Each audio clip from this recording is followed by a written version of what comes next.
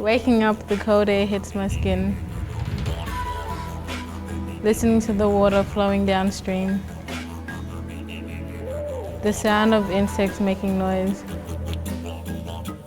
My body gravitates to the warmth of the campfire. I blink rapidly, adjusting my eyes to the early morning sky. Chucking a line, waiting for something to pull, hearing the fish splash as they try to catch a breakfast of their own. Hearing the birds chirp, chirp, chirp. I fixate as all the colors in the sky change. The endless numbers of stars slowly moving. Hearing the leaves rustle as the wind passes by. Seeing the tides slowly starting to go out.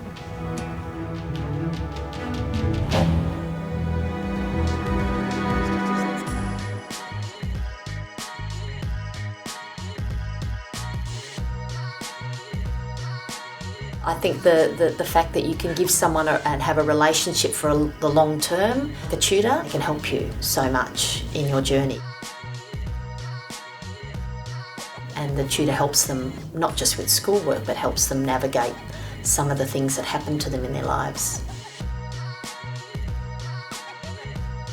The tutor is very important, especially when you're a child who's transitioning out of home care, or they're moving schools or having difficulties at home. Predominantly Aboriginal and Torres Strait Islander children. A lot of Indigenous children drop out of school well before they should. Living in remote communities, not having enough people around to help them, they're all the kids that we like to help because they're marginalised.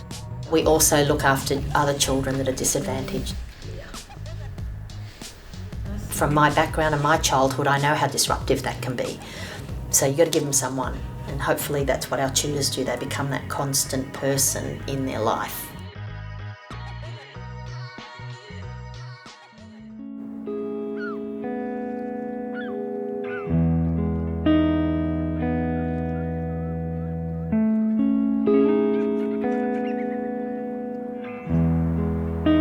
I grew up with my father being in the army, so he moved all the time.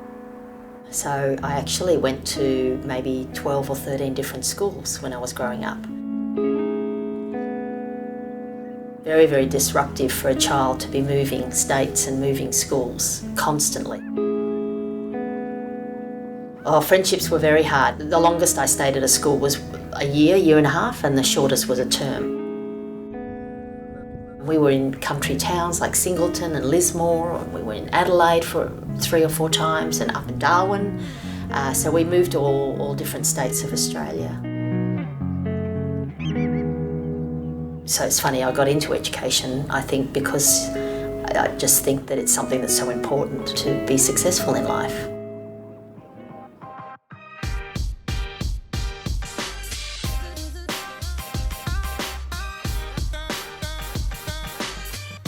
We had a visit from a charity and it was giving books to Indigenous children in the remote communities. Children would run up to them and say, "Can you help me read?" This gentleman who talked to us said, "I always wanted to sit there and help them, but I couldn't. I can't do it on my own." I grew up in Darwin most of my time. And then in like year 3, Mom was like, "Okay, well, we're going." So I started off in, I think, Beswick, and then down to Bullman, and then down to Nooka, and then stayed there, just going back and forth to Darwin and Nooka, and then Mum got offered a job in Derby. So when he heard about us, he said, "Do you think you could connect your tutors with these kids in the communities? We could match them with teachers and tutors that wanted to help them, then it would just give them that support they needed." That's how it started. Sweetie, guess what I've got? Year 9. Okay, she's in year 9. So Romalia, this is Michael. Hi, Romalia. Hello. And Hi, how are you? Good. we call it social tutoring, so it's not normal tutoring, it's tutoring for a purpose, and so it's an individual type of learning. We don't have a curriculum we follow. We're led by the child. Thank you very much for sharing that poem, I just want to say it's a very personal poem. And what it did for me was it helped me to walk in your shoes on your country. So thank you very much. You're welcome.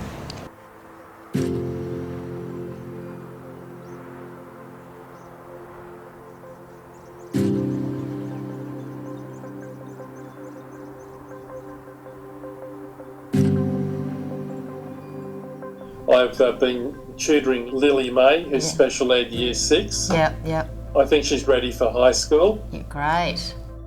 So it's been good to see her progressing through the tutoring activities, developing her confidence, developing her reading, getting ready for high school. So you want to know, like, I come from Arnhem Land, which is like up there, and like Arnhem Land is known for the Yolngu people. Pauline, Yeah. do you know what that animal is? I think it's possum. Yeah, which is in our language we call it wot. In my family way, it's my mom's dreaming. Yeah. Well, I got it from my mom too.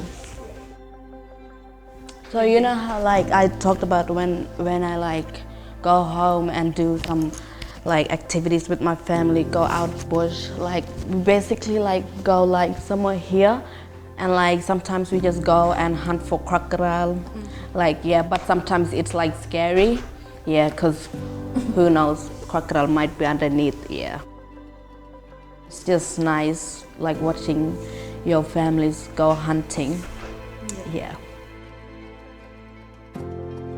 So what we would like to do, through NRISE is to just have more children be part of the program.